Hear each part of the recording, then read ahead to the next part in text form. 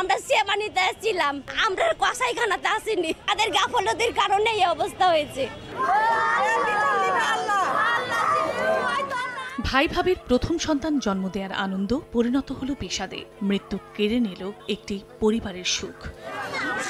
শনিবার বিকেলে চাঁপাইনবাবগঞ্জ জেলা শহরের শান্তি মোড়ের মহানন্দা স্পেশালাইজড হাসপাতালে ভুল চিকিৎসায় এক প্রসূতির মৃত্যুর অভিযোগ তুলেছেন স্বজনরা। তারা জানান, ঘটনার দিন সকালে প্রসব যন্ত্রণা শুরু হলে তামিমা খাতুনকে হাসপাতালে নিয়ে যায় তার পরিবার। পরে বেলা 11টায় সন্তান প্রসবের পর বিকেলে মৃত্যু হয় তামিমার। এ ঘটনায় স্বজনরা ক্ষুব্ধ হলে পালিয়ে যায় চিকিৎসক ও হাসপাতাল কর্তৃপক্ষ।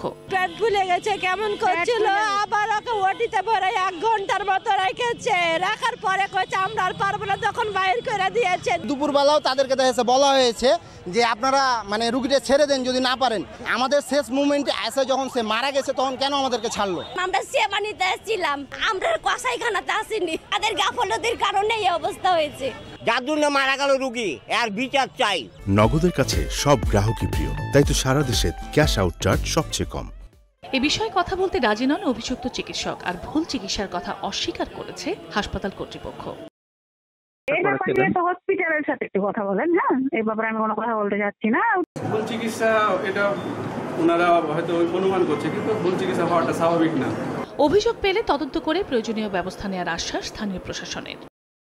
অপারেশন কালীন সময়ে কোনো সমস্যা হলো কিনা, কে অপারেশন করলেন, ডাক্তারের অ্যাসিস্ট্যান্ট, অ্যানেস্থেসিওলজিস্ট তারা যথাযথভাবে ছিলেন কিনা, ডাক্তারের ভুল হয়েছে কিনা সেটা অবশ্যই তদন্ত করে দেখতে হবে। যদি কোনো অভিযোগ আসে, অভিযোগের প্রেক্ষিতে আমরা আইনগত ব্যবস্থা নেব।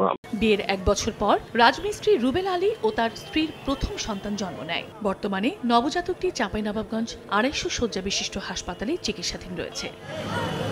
সময় সংবাদ, চাঁপাইনবাবগঞ্জ।